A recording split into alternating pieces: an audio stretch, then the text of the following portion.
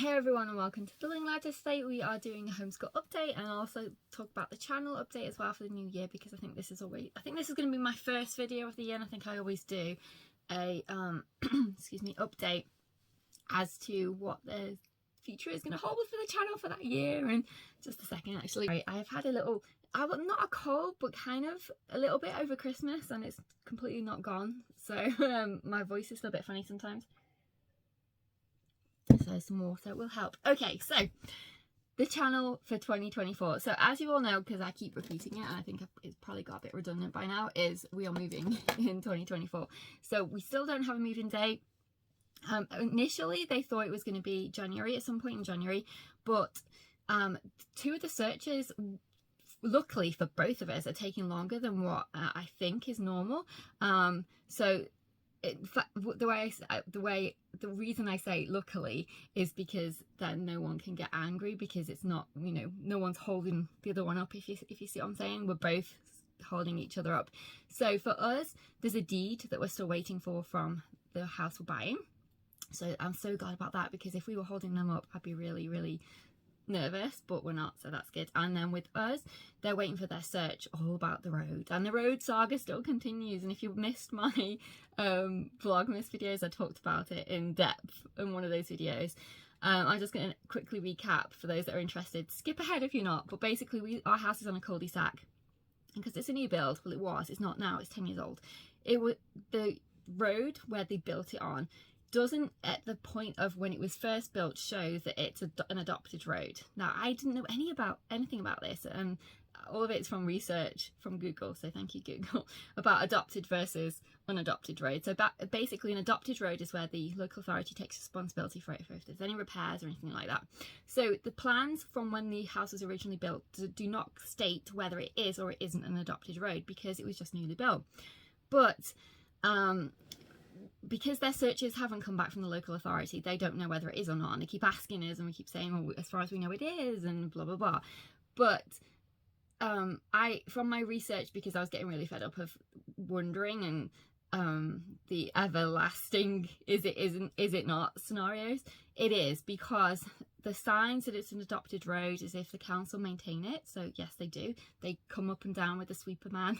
He in his little truck, he, you know, gives it cleans it every so often. Also, if they take your rubbish, so your bin collection, from the road, and you don't have to cart your bin somewhere, they do. They come onto the road and take the bins. So to me, that's all promising. We've never in 10 years been asked to pay for any repairs or anything to do with the road. So I'm 99.999% sure it's an adopted road, and it's not going to be a problem. But the fact they haven't got the search back yet is what is causing the issue. But all the other questions pretty much are ticked off. So once they get the search back, I think that scenario will be resolved, and then we'll get our date for moving, which I think will now be February, but I don't know for sure. I'm hoping it's February for two reasons. One, I want to get my appointment for my initial consultation before we move. Again, I talked about that, I'm not going to go over that again. And it's nothing serious, it's just something that I've had for ages, which needs to be fixed. And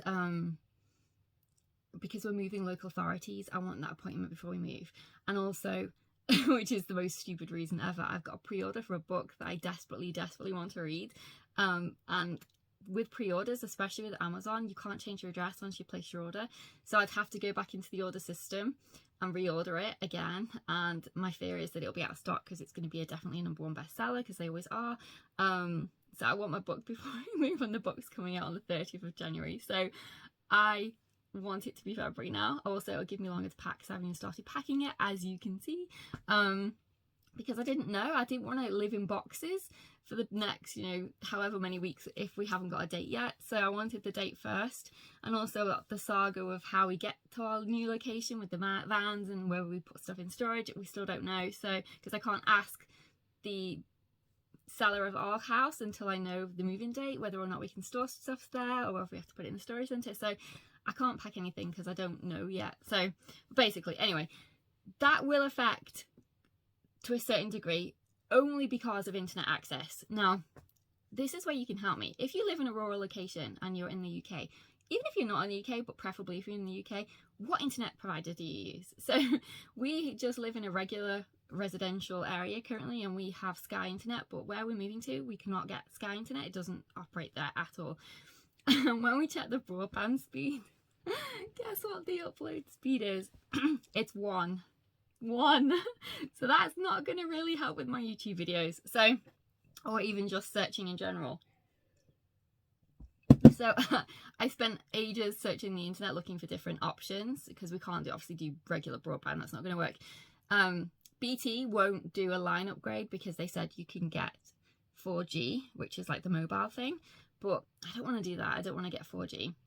I just don't think it's reliable. So there was two options we found. The first one is definitely the favorite, and then there's the second one, which is amazing, but I think it's far too expensive for us. So the first option is air fiber.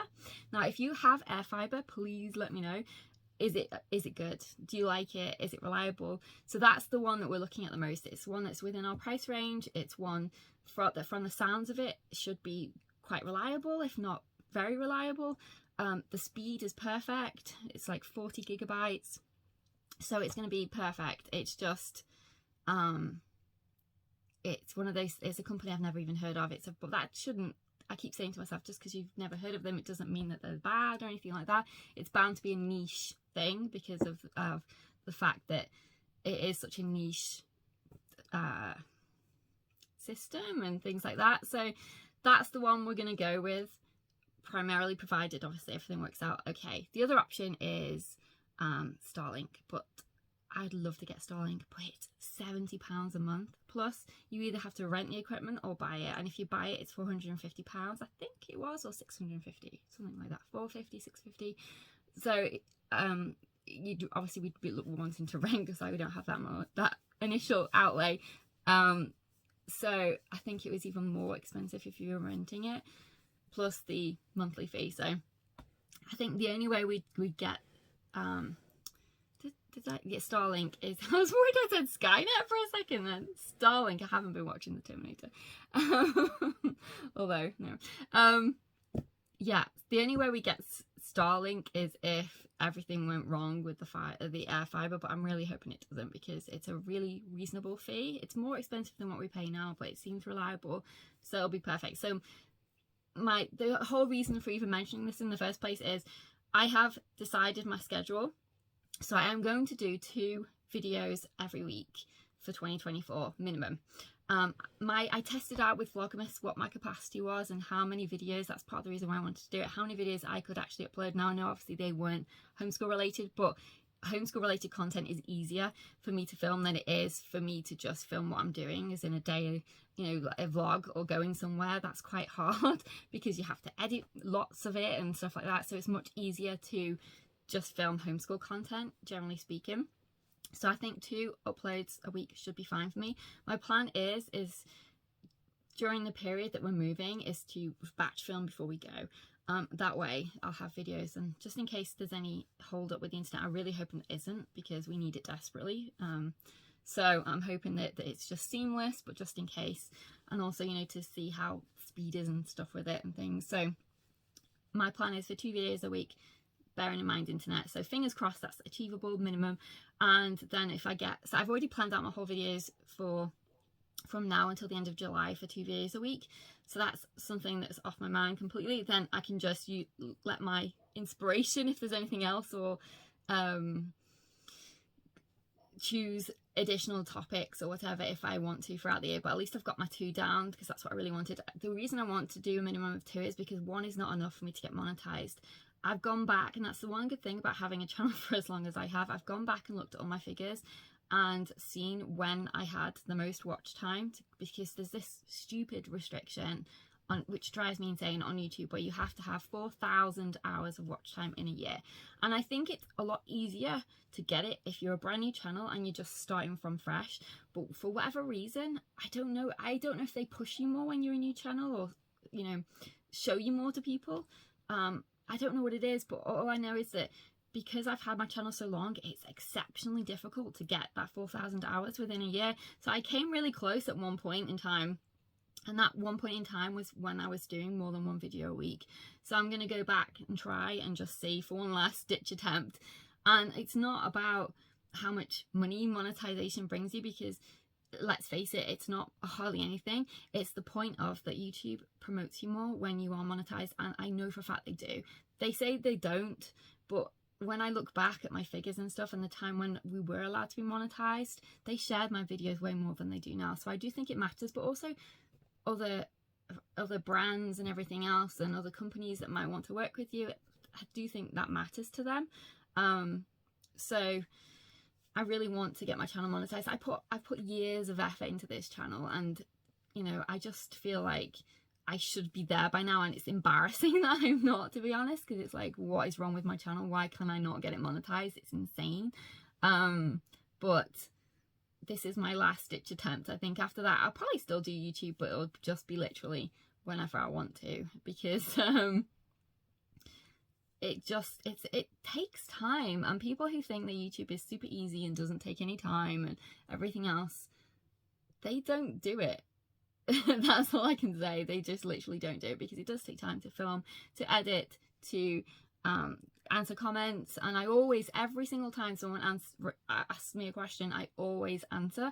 The only time I don't, and if you've ever written a comment and I haven't answered, it's because one of two things: I didn't see it, because sometimes YouTube doesn't notify me of comments, like every other channel. Some comments get put into spam, or they just don't tell you, and I can't. I've got so many videos on my channel now, I don't go back and check, you know, to see who's commented on videos. So that's the only time I wouldn't. Or is if you've not asked me a general question, it's just been like a specific you know, a remark or whatever. But even then I'll still say thanks or whatever, you know, if I see it. So if I've not replied to your comment, it's probably because I've not seen it.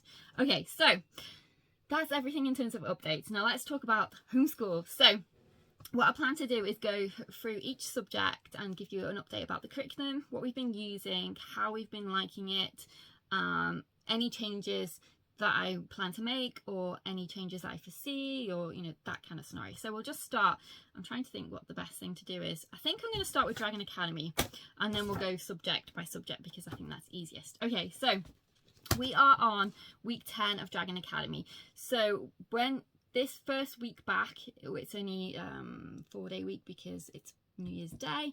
So I always do have to tailor that. That's the only thing with doing a curriculum that's scheduled out over 5 days, is when you get that bank holiday or something like that. But it's not been an issue. I just kind of backtrack it. So for example, because I knew that this wasn't going to be a 5-day week, I just made sure that the last week of school that we did the things pretty much that we were going to do on that day, or fit it in elsewhere, you know, just push it to the next day. That's kind of how I work it. But it doesn't happen that much. There aren't that many times when it's an issue throughout the year, and if you don't live in the UK, then you don't even get bank holidays, so it'll be even less of a problem for you.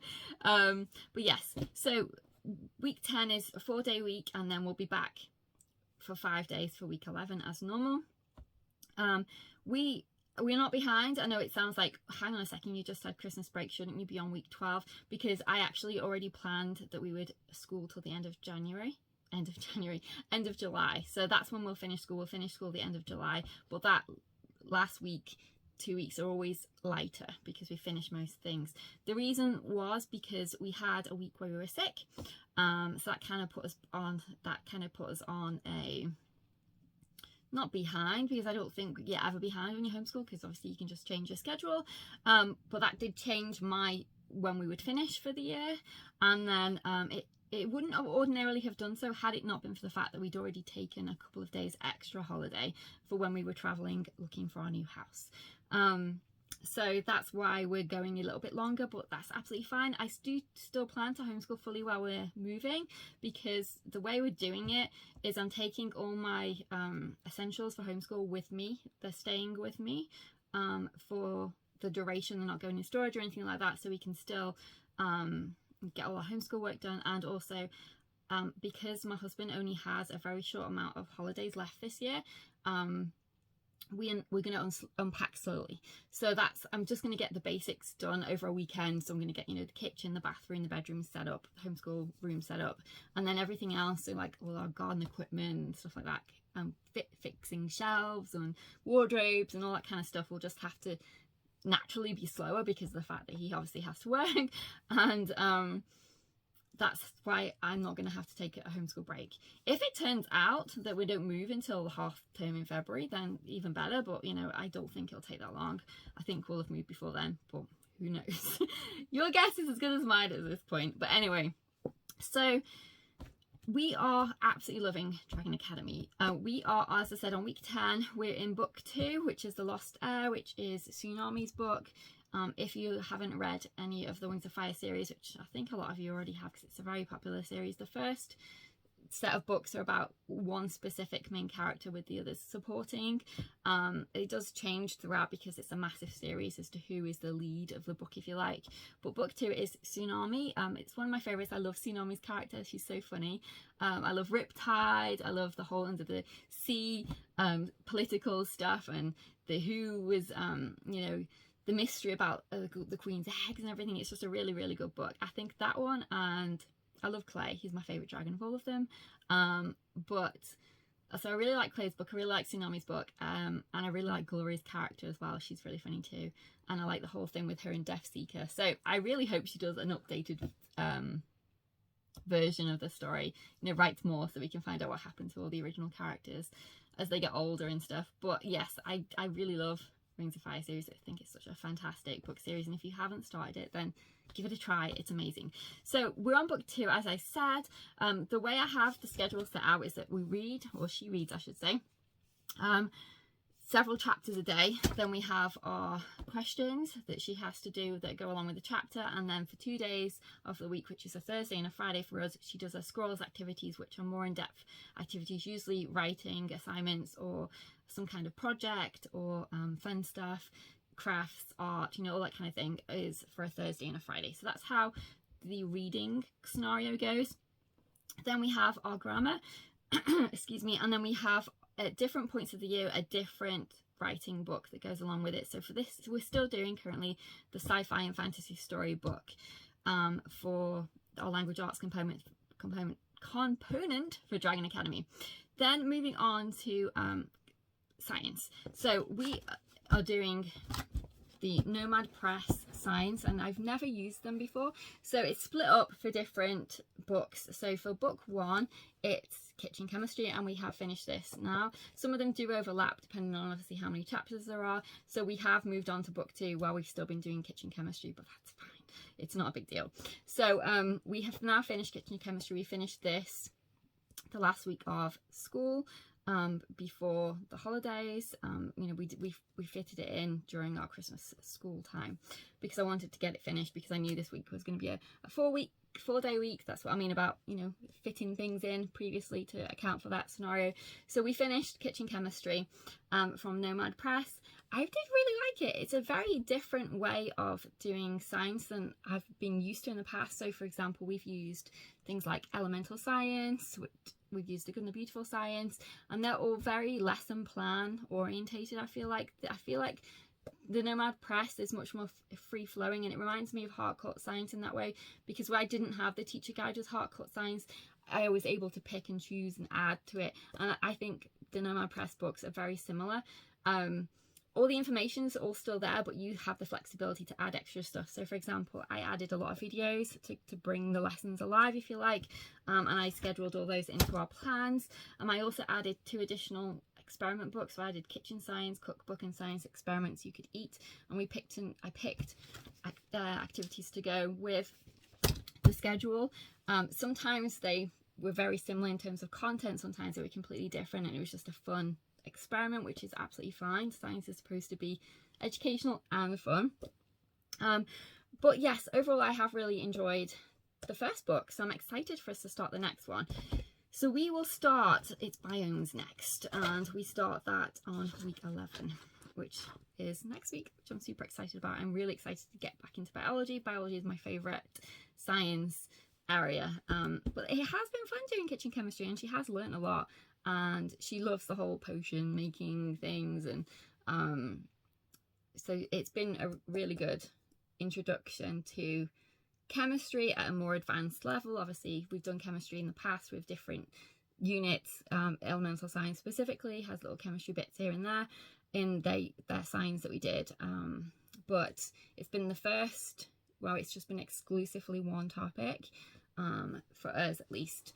But yes, we've really enjoyed it, so yay for Nomad Press. Very happy with that. So that's science. Art, we have been using 2 different programs, and one of my videos will be a flip through of one of the programs we've been using. Actually, I think I might do a flip through of both of them, we'll see. But I'll definitely be doing the one of the curriculum, which is Artistic Pursuits. So I'll be doing a flip through of that coming up. I've scheduled it in. I can't remember exactly when you get it, but you do get it this year, so there you go. I think it's probably sooner, I'm not sure, but anyway, we have been really enjoying our dragon art book. So I got a fantasy drawing and dragon drawing book. I have showed it in a previous video.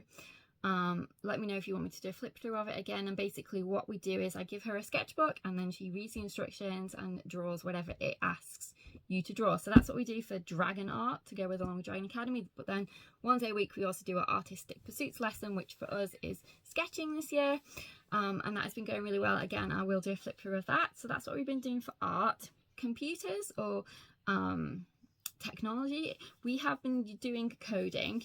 We'll continue to do that for the foreseeable future. We do switch to web design, but it's not until week 17, but it will be slightly later than that because we have gone slower with our original book, but that's absolutely fine. You know, it'll all work out in the end. And the reason we've been going slower is because we've been doing typing.com, and I didn't plan initially to do typing.com at this point of the year, but she wanted to do it. So that's, you know, child-led learning. You know, if your children want to, even if you've not scheduled something, if your children want to do certain things, then always try to facilitate that. That's my opinion anyway. So we have been doing typing and coding at the same time. She really wanted to finish the level she was on with the typing so she could move up to the next level. So that's why it's taken us a little bit longer, but that's fine. Everything works out for good, and also because it gives you more practice to do things anyway. So I think if you're a better typer, you're going to be a better coder. So it all works for good. So we've been doing that. We've been really enjoying it. And for geography, we have been doing 2 things. So for our Dragon Academy, we had our All About China book, which has been really, really enjoyable. Again, I have showed that book in a previous video. And each week there's been an activity that we've had to do to go along with that. And then at the last minute, I decided to add Beowulf geography in. And what I did was, rather than say we're going to start from here to, you know, in order, I picked, because it wasn't something I planned to do, I decided to pick certain topics that go along with Dragon Academy rather than trying to do it as a separate thing, because that's a huge thing all on its own.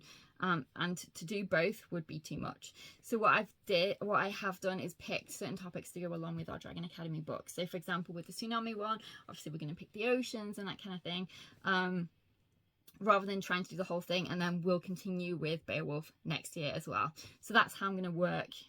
That's how I've decided to work Beowulf, purely because of the reason that I'd only decided to do it later on. I'd already made Dragon Academy and hadn't accounted for doing Beowulf. But yes, we're making it work, and it's really good. I really do like that curriculum too. There's a lot to it though, so you have to really pick what you want out of it, because there is so much. But that's good. I mean, it's rich. There's lots to it. But just bear in mind, if you are buying it, there's a heck of a lot to it. So I wouldn't try and add it to another geography, unless you're going to do what we did, and that's, you know, pick specific topics and carry it over longer than a year.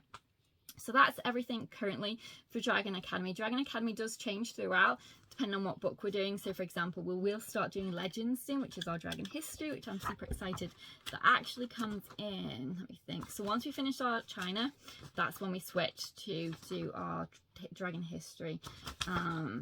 So let me just find the week. Not that you need to know, but anyway, I'll just do it anyway. So we officially finished our last week for our actual China study is coming up. It's week 14, but then I've got Beowulf geography scheduled for a couple additional weeks before we switch to Legends, which is our Dragon History, which I'm super excited about. We're using Dragon World, which is a DK book, to go along with that, and that's week 18 when we switch to Legends from geography to history as part of Dragon Academy. But this has been so fun and educational and amazing. I love Dragon Academy. I really do. I can't emphasize too much how much we love it. It's just been amazing. And also, in case you didn't see or are curious what other science topics we're doing, so we do biomes, then we add in geology when we get further throughout the year, and we also do biodiversity. So those are our other science topics for the year. So that's everything about Dragon Academy. Okay, so now let's talk about our other curriculum. Again, I'm just going to go in order of our schedule. So language arts, we are using, so how our day works is we do our reading and our either questions or scrolls activities first for Dragon Academy. Then we move into our other language arts, which for us is learning language arts through literature. We are doing, I believe it's the tan. I think it is tan. It's kind of goldish. Is it tan? I don't know. But anyway, it's the grade 6 one. I think it's tan. Kind of looks tannish on the cover anyway. So in order to fit that in with Dragon Academy, they do have additional book studies that go along with learning language arts through literature. They have 4 for the tan level. I'm going to call it tan even if it's not. For the tan level, they have 4. Because we are doing 6 books with Dragon Academy, I reduced it to only doing 2 of their book studies. Now, their book studies are not integrated into the curriculum. They're an add-on. They are essential in terms of you are supposed to be doing them, but they're not actually scheduled in anywhere or anything like that. So it's really super easy for you to say, that book doesn't work for me. I want to do this book instead. And you could just use their basic format because they have, for each book, different activities you could use. So you can just obviously then just say, okay, well, we'll do that activity with this other book that we're reading. And apart from the chapter questions, which are obviously specific to the book, that would work fine. So that's what we've done. Is I've only picked 2 of the books, and we're actually going to be starting our first book, which is I'm going to give her a choice. It's either the second book in the Lion, the Witch and Wardrobe series, or it is Big Red. So we're going to start that week 12. So we're going to start our first book study with them. But we've just been doing the regular curriculum, regular lessons. And if you've never seen learning language arts through literature, I have done a flip through of a previous level. Basically, you have a literature passage that starts off your week. You read this, you have to copy it or either from looking at it or from dictation. At this level, it's from dictation. Then you have to do all kinds of things with the passage depending on what specific parts of speech or whatever you're studying. So it might be go through and find this, or highlight this, or whatever. So you're really putting in the action, you're really putting in what's required into action, rather than just talking about it in an abstract way, which I really like. And then they also have additional things that you need to do depending on what the topic is for that particular week. Writing pieces, they also have critical thinking skills in there, enrichment. But yes, we really do enjoy learning language arts through literature. It is in black and white. That's the only thing I don't like about it. I love the Good and the Beautiful in terms of how colourful it is and everything else. And I wish learning language arts through literature was like that, but it's not. And I think if it was, it would probably be, the price point would probably be a lot greater. And also, is that necessary? No. You learn just as well in the black and white. So it's fine. And I think the content is there. I love the fact that you get to read different little pieces of literature from a book, an extract every week, and that you work with it as part of the your assignments and things. I really do love that. That's my favourite part about learning language arts through literature. So that's going really well. Now, obviously there's more parts to language arts than just, there's writing, there's spelling, there's grammar and everything else. So I would say learning language arts through literature covers everything. However, I do have my own spelling, and that's just personal preference. Because we have used the program for spelling that we have used for so many years, I feel like I'm into the zone of we still need to have it. Is it essential? Do I think you have to add your spelling to it? No, but we like to, because I like the fact that this spelling curriculum that I use teaches the spelling rules, because I never knew why when I was a kid things were spelt the way they were, and I think it does actually help you if you can learn that from an earlier age for future spelling for harder words and everything else, so word roots and all that kind of thing. So I do that's why I like to continue using it. So we use all that spelling, again, love it. And we added in spelling UC, I want to say 3rd grade. We haven't done it, I think it was a year we didn't do it. And you might think, well, wow, that's way too much spelling. It's not. Spelling you see is not like that. It's copy work. To me, it's very much Charlotte Mason, but it's visual in terms of your highlighted chunks for to see spelling patterns in words. But I do tailor it, because we do both. I do tailor spelling UC. We don't do it every single day. We did do it so when we first started doing spelling UC, we did do it religiously, follow the whole curriculum every day, do exactly what's required. But this year we are not doing that, and I think it's absolutely fine. She's already getting her spelling from All About Spelling as well, so I don't feel like it's the fact that I'm tailoring it is causing an issue. I do also like spelling UC because it's a different topic. So for example, for this year it's ancient achievements, which goes great with our history because we are doing ancient times, which we'll get to history in a minute. So they're learning different things throughout history, which is fantastic. So that's part of the reason why I like spelling UC. And also this is the last level. No, there is another level, but we won't be doing the next level as far as I know. So I just wanted that last hurrah with it because it was ancient achievements. I don't think we'll be doing it this year. I need to see what the topic is, not because there's anything wrong with it or anything like that, but because I think we'll be done with it. I don't think we'll need to continue with it after this year, but I'll see if it's a really good topic. I can't remember off the top of my head what it is, but there's always a chance. But anyway, I found something this year that I really love, and I think we'll be doing it again next year. And that is 180 days of spelling and word study. Now we use this not necessarily as a spelling program, because you don't at any point, there's no test or anything, but you're using the words for to do the exercises. So in that way it's repetitive in terms of you're often spelling the same word. So I guess that's where the spelling comes into it. There are additional digital downloads, and I need to check that if there's at any point a test, but we haven't been using it that way. But what I really like about it is the fact that it offers different skills of using vocabulary. So for example, you're looking for synonyms, antonyms, you are doing analogies and all kinds of things. And to me, it's not so much we're using it for spelling, but we're using it for word usage, as it suggests, word study, vocabulary.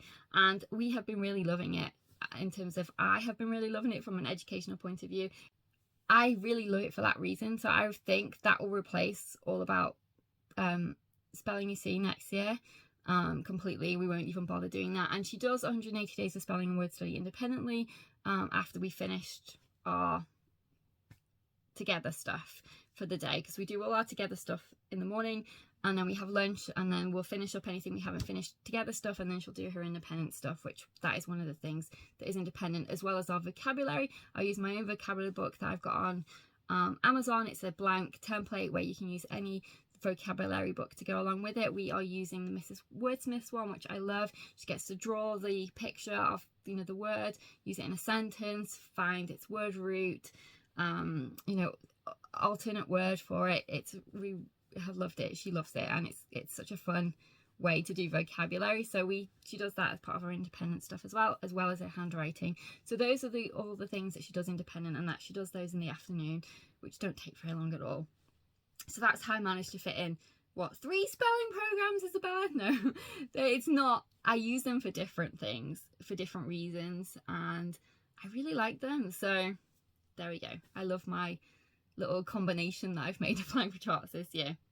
So for grammar, we do use, as I said, Learning Language Arts through Literature, which is most of where our grammar comes from. But I also did buy this Dragon grammar book because it was Dragon themed to go along with Dragon Academy, and we have used that here and there as well. But that's everything for language arts. Now moving on to history.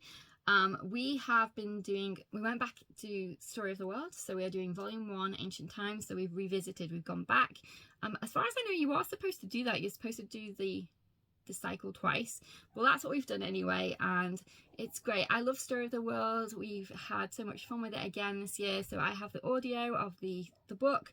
We listen to that, we answer the questions, we do the map work, and then I pick activities. And the activities that I've picked this year are different than they were the very first time we went through it, because obviously she's older, but we still do our activities. We read additional books to go along with. And this year I found a lap booking template off of Pinterest, I want to say. It was free, and we've been doing that and putting that into our history notebook that I got from School Nest.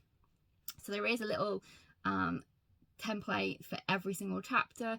It differs depending on what the chapter is, but that's what we've been doing for history, and it's been going really well. Now maths. For maths we have used Saxon, and we continuing to use Saxon this year. However, we have done it differently this year. So we purchased 2 additional math supplements, which she has loved. So we purchased Kitten Math, and we also purchased Pet Store Math from Simply Charlotte Mason, and they have gone down tremendously. She absolutely loves them, and it's real world math, because you're using them for a specific skill. So in the case of the kitten book, you're taking care of your cats, and in terms of the pet shop, obviously you're running your pet store. So to me, I like where maths can be brought back into the real world, and I think Saxon does a pretty good job with that, generally speaking anyway. But because these are animal themed, she's really loved them. So because of that, we have gone slow with Saxon, because she's been wanting to do these other ones, and to me that's fine. You go, you want to do your kitten maths, that's fine with me. We also took 2 weeks off of Saxon in December because we did our Christmas school. We were doing supplementary maths books as well. We didn't stop maths, we were just using different maths books. But that just means we've gone slower with Saxon than we normally would do, but that's fine. And if it turns out, which it's very likely to do so, she carries on to really enjoy doing these other ones as much, we'll just continue with it, the same math book into 7th, and that's absolutely fine with me. Saxon has a 7/6 thing, so you can do it in year 7, or you can do it in year 6, and it's absolutely fine. And if a math book takes a little bit longer because she's enjoying doing other math, as long as you're doing maths, you're learning, the math is grade appropriate for what the level you're at, that is absolutely fine with me. So it's highly likely we'll continue with 7/6 into 7th grade, and that's absolutely fine. No problems with that for me. I actually can't find 8 to 7 currently anyway. So I don't know if it's the time of the year I'm looking, but I can't find it anywhere. So if that happens and it just takes me a little bit longer to before I have to get it, that works great for me anyway, because like I said, I'm having problems sourcing it. I've never had this happen before. I've always been able to find it from Amazon, but Book Depository doesn't exist anymore, and that was one of the other places I go to if Amazon didn't have it. I think it's the time of the year, because I think when it's curriculum time they start to get more stock in. I don't know, but my only option would be to order it from the US, and I currently don't want to do that because the postage would be insane. So I'm just going to hold off until either there's more stock in, but I'm only going to get it when we actually need it. So if it comes to my 7th grade curriculum haul and I haven't got it yet, then I'll just say we're going to be moving into and show you the picture of it for when I actually do get it, because I don't have it currently. But that's fine. And like I say, I don't think I'm going to need it yet anyway, because I think we're definitely going to be carrying on with 7/6 into 7th grade anyway, so that's perfectly fine with me. So math going really well, really enjoying our math this year. I still plan on continuing with Saxon. As of right now, I can't imagine that changing unless, like I said, there's a massive issue and I really can't get 8/7, then I'm going to have to start looking for something else. But for right now, Saxon is our math. Okay, I've already talked about science from Dragon Academy, so I'm not going to go through that again. I've already talked about art and IT. So for nature study, we have been doing nature school and also an Osborne supplement. My plan for nature study this year was to go to all the national parks, but our car had so many issues at the start of the year, it was insane. We had to do so many repairs. So we had to do what was that thing called, timing belt, that had to be replaced. Then we had to do the clutch. Then the person who did the clutch broke the ABS sensors, so we had to go back in for that.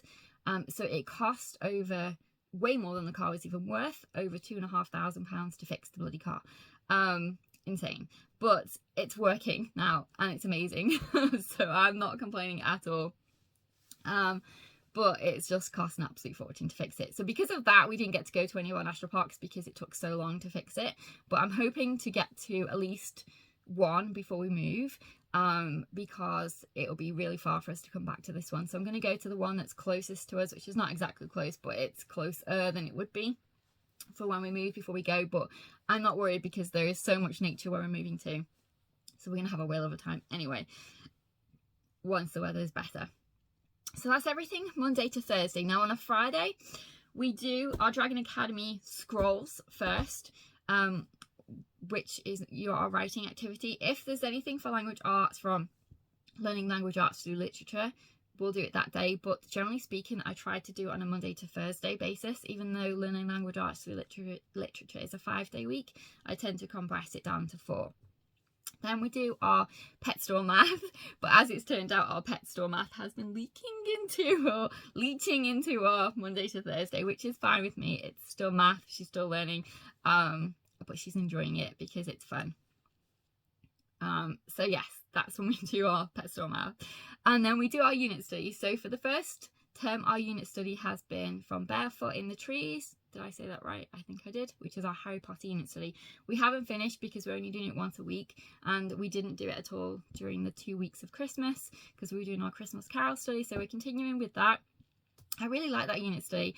Once we finish that, we'll be switching, I think, onto our chicken unit study because I think that'll be the right time, which is from Jones's Roots, but I don't think that's what she calls it. I can't remember what her company is called. I have done a flip through video of it before though. Anyway, so we do that on a Friday. Science, usually if there's any kind of experiment from one of our other books that we haven't finished, we'll do that on the Friday. And then we do our art again, which is our dragon art. So that's everything for our homeschool update in terms of curriculum, where we're at. I'd say very successful so far in terms of choices. Nothing's bad. Some surprises how we've really enjoyed certain aspects, but that's always a good thing, not a bad thing, which has put more emphasis on doing that rather than our regular curriculum. Fine with me. It's still maths, we're still learning, and yeah, some surprises with that 180 days of spelling and word study, because I had no idea I was going to love that, but I do. The interesting thing, I think I showed it in a haul at one point, and I actually bought 5 instead of 6. I thought I'd ordered 6, and I swear I'd ordered 6, but the company said you didn't, you ordered 5, and they wouldn't swap it for me unless I paid for postage to return it, because they said it was my error. So I was like, oh, for goodness sake, I'm just going to keep it. So we've ended up sticking with 5, but I actually think it's fine because the words are quite long anyway. So if you were looking at it from a spelling point of view, I think those books are really advanced. But again, it's a US book, so I think their grade system is different. It's not like for like. Usually they're a grade ahead compared to our system over here. So that might be the reason why the words are quite lengthy, but because you're using them in a different way rather than just spelling them, some of them you don't necessarily know the meaning of always. So I'm happy with 5, to be honest, and that'll mean that we do 6 next year if we continue with it, and that's fine with me. I might go to 7, but I think I might just actually stick with the order of we're going. So go do 5 this year, go do 6 next year, and I think that's absolutely fine with me. I don't think there's this need for you're in 7, so everything has to be 7. No, it doesn't. It really doesn't, because every curriculum is different. If you were to look at a grade 7 curriculum for all comparisons of different companies, they don't line up. I know that certain curriculum companies are more advanced than others. So to me, the number doesn't matter. The content matters. And if the content matches either where your student is at or what they need to learn that year, that's all you should care about, not the number. I think too many people get hung up on that, and I have been homeschooling for so long now. What are we? 7? Well, we're in 6 years if you could just count, the 6 years. But we also did preschool at home, kindergarten. So I've been homeschooling for a long time now, and the number doesn't mean anything. The content matters and where your child is at. Those are the only two things that you need to focus on. But yeah, that's everything in my update today. I think it's a lengthy one. I've written on for long enough. So I hope you enjoyed it, and I'll see you in our next video. So take care. Bye for now.